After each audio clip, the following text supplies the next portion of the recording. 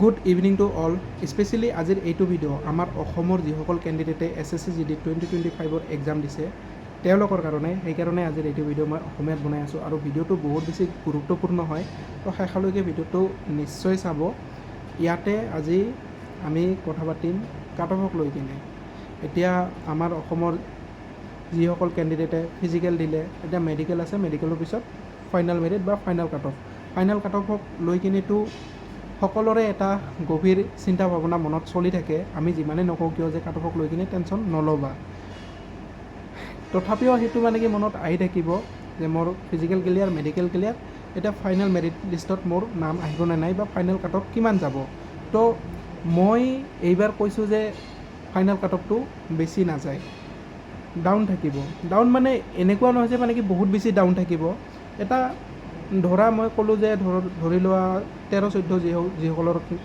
Mark আছে 13-14-15 সিহঁতে final selection পাই যাব চ' ইয়াতে কাৰণ আছে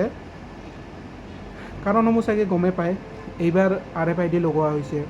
RFID লগোৱাৰ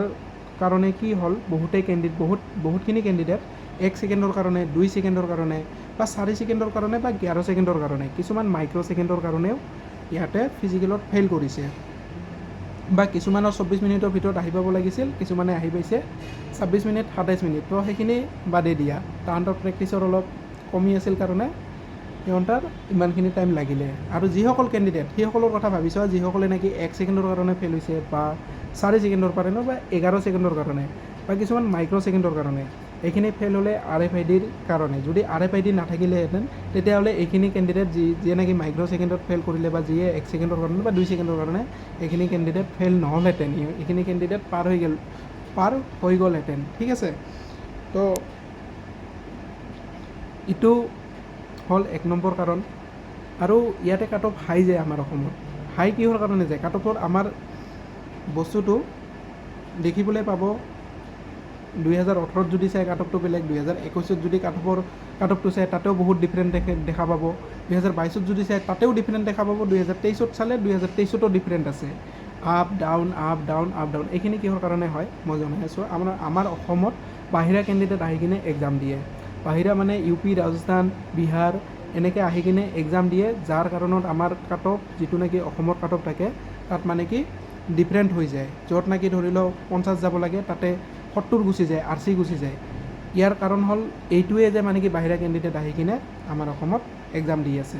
তো ইয়াৰ ওপৰত বহুতখিনি প্ৰটেষ্টো হৈছিল আমাৰ যিবিলাক নেকি 2022-23ত মই দেখা পালোঁ বহুত বেছি আন্দোলন কৰিলে প্ৰটেষ্ট কৰিলে ইয়াৰ ওপৰত কোৰ্ট কেছৰ পৰা লৈ কিনে তথাপিও এইটো বস্তু কি হৈছে একশ্যন লয় ইয়াৰ ওপৰত যেতিয়া নেকি এইবিলাক হ'ল ইয়াৰ ওপৰত একশ্যন লোৱা হৈছে তো মানে কি তথাপিও এইটো বস্তু মানে কি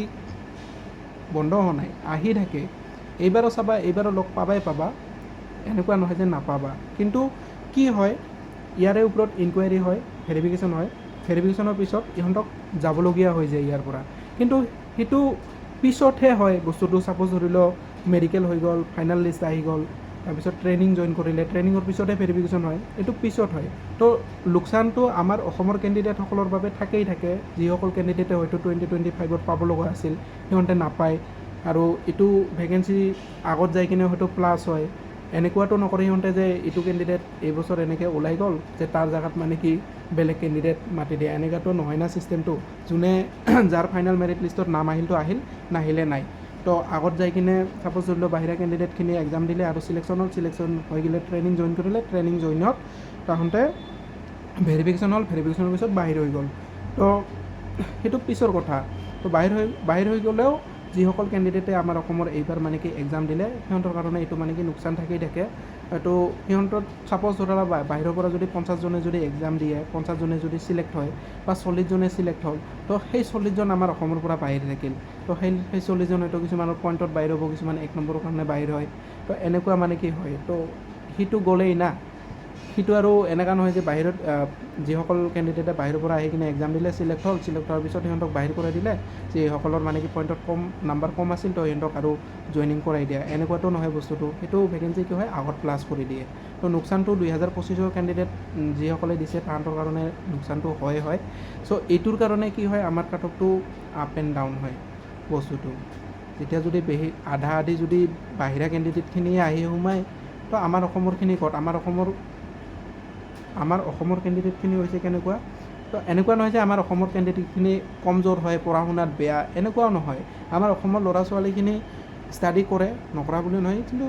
ইমানো মানে কি আমিও ইমান এটা বেছি ষ্টাডি কৰা নাই। মই যেতিয়া এক্সাম দিছিলোঁ ডাইৰেক্ট এক্সাম দিব গৈছিলোঁ ষ্টাডি নকৰাকৈ। দেখা পাওঁ সিহঁতৰ ফাইনেল মেৰিটত মই বাহিৰ হৈ যাওঁ, লাহে লাহে অলপমান ষ্টাডি কৰা ষ্টাৰ্ট দিলোঁ। তো আমাৰ অসমত ইমান বেছি কাট অফ নগৈছিল। তো কাট অফটো আমাৰ অসমত যোৱাৰ এইবিলাক বেছিকৈ যোৱাৰ কাৰণটো হ'ল এইখিনিয়ে যে বাহিৰা কেণ্ডিডেট আহি কিনে আমাৰ অসমত এক্সাম দি আছে। তো এইটোৰ কাৰণে আমাৰ অসমত কি হয়, কাট অফটো বেছি যায়। চাবাচোন যদি বাহিৰা কেণ্ডিডেট আহি যদি এক্সাম যদি নিদিয়ে তেতিয়াহ'লে আমাৰ অসমৰ কাট অফটো ইমান নাযায়, ডাউন থাকিব। সেইটো 100% মই কৈ আছোঁ, চাবা এইটো কথা। আৰু এইটোৱেই মানে কি মেইন ৰিজন। ছাপ'জ ধৰা ইয়াতে RFID লগাইছে, RFID এটা হৈ গ'ল, তাৰপিছত এইটো যদি বাহিৰা কেণ্ডিডেট যদি বেছি নাথাকে, থকাটোতো থাকিবই, এনেকুৱা নহয় যে বাহিৰা কেণ্ডিডেট নাই, এইটো 100% বাহিৰা কেণ্ডিডেট আছেই আছে।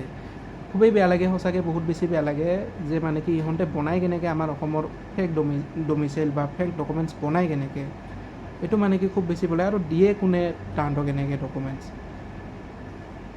বহুতেই বেছি বেয়া লাগে, সঁচাকৈ ভাবিলে বহুত বেছি বেয়া লাগে। কাৰণ আমাৰ অসমৰ পৰা মানে কি এনেকৈ বনাই কিনে দিয়ে। যিসকল নাকি ধৰি লওক ছাপ'জ ৰিয়েলিটি আছে তেওঁলোকৰ কাৰণে বাৰু বেলেগ কথা, কিন্তু যিসকলৰ নাই, এনেই বনাইছে ইয়াৰ পৰা আৰু এক্সাম দি আছে এনেকৈ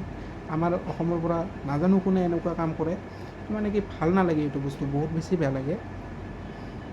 হয় না? কি ক'ম আৰু ইয়াৰ ওপৰত। চ' মেইন কথাটো হৈছে ইয়াতে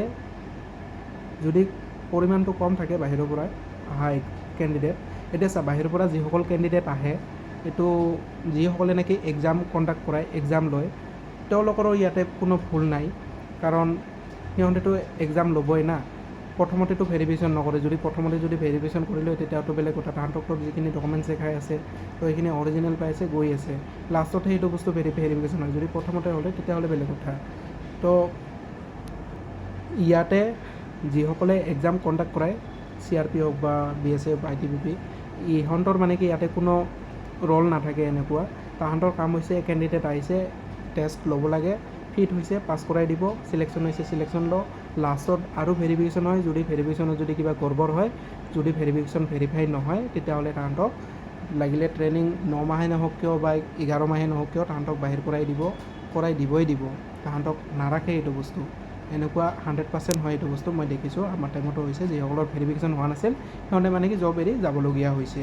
তো এইটো বস্তু হয়, কিন্তু এইটো বস্তু পিছত হ'লে মানে কি ইমান এটা হেৰি নাই। ঠিক আছে, এইটো গ'ল বাৰু হ'ল, কিন্তু বস্তুটো যদি আগতে হৈ যায় বা এনেকুৱা যদি হ'লে আমাৰ অসমত যদি বাহিৰা কেণ্ডিডেট আহি কিনে যদি এক্সাম যদি নিদিলে হয়, তেতিয়াহ'লে মানে কি আমাৰ অসমৰ মানে কি কাট অফক লৈ কিনে মানে কি ইমান হয়তো প্ৰব্লেম নাথাকিলে। আৰু এটা বস্তু কি, আমাৰ অসমৰ কেণ্ডিডেটৰ মাজতেই যদি গোটেইখিনি কম্পিটিশ্যন থাকিলে তেতিয়াহ'লে বেলেগ কথা। ইয়াতে এটা কাৰণত বেয়া লাগে যে বাহিৰা কেণ্ডিডেটখিনি আহি কিনে এক্সাম দিয়ে আৰু বাহিৰা কেণ্ডিডেটখিনিয়ে লৈ যায়, আৰু যাৰ কাৰণে খেলিমেলি হৈ যায় আমাৰ অসমত। তো আজিৰ ভিডিঅ'টোত ইমানখিনিয়ে আছিল, কাট অফক লৈ কিনে আমাৰ কাট অফত ওপৰত বা তলত যোৱাৰ কিছুমান কাৰণ, যাৰ কাৰণে আমাৰ অসমত কাট অফ বেছি থাকে, কম থাকে। আমাৰ এইটোৱেই কাৰণ, আমাৰ অসমত কাট অফৰ যিটো নেকি ওপৰত তলত হোৱাৰ যিটো ৰিজন, যিটো কাৰণ, এইটোৱেই কাৰণ। এইটো কাৰণতে আমাৰ কাট অফত বহুত মানে কি অন্তৰ থাকে। যদি বাহিৰা কেণ্ডিডেট বেছি আহি যদি নোসোমায় তেতিয়াহ'লে ইমান কাট অফ নাযায়, আৰু যদি সোমায় তেতিয়াহ'লে কাট অফ চাবা হাই যাবই যাব। কাৰণ আমাৰ অসমৰ কেণ্ডিডেটে যদি 70 নম্বৰ পাইছে, সিহঁতৰ নম্বৰ প্লাছ থাকিবই থাকিব, এনেকুৱা হয়। আজিৰ ভিডিঅ'টোত ইমানখিনিয়ে, লগ পাম নেক্সট ভিডিঅ'ত। তো ভিডিঅ'টো ভাল লাগিলে লাইক, কমেণ্ট, শ্বেয়াৰ আৰু ছাবস্ক্ৰাইব কৰিব নাপাহৰিব। অ'কে, জয় হিন্দ।